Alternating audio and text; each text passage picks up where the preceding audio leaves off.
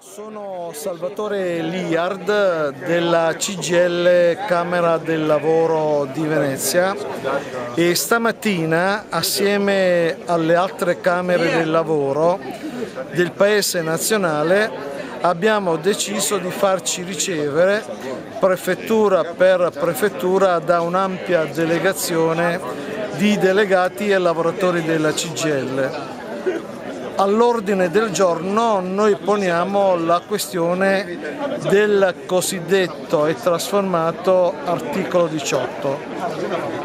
Oggi, dopo la campagna vittoriosa di qualche tempo fa, la maggioranza parlamentare, la maggioranza di governo tende di reintrodurre dalla finestra la libertà di licenziare i lavoratori.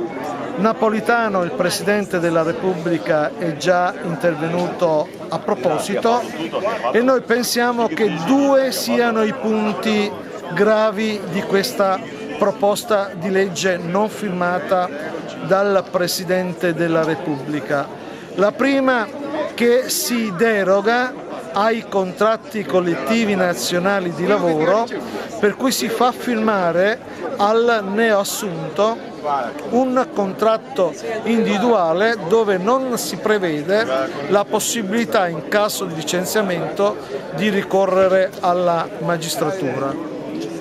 Due, il fatto che, stante la pesante crisi economica finanziaria, ormai nel solo ultimo anno abbiamo perso 700.000 posti di lavoro, è chiaro che ancora una volta si cerca di espellere soprattutto la manodopera più debole.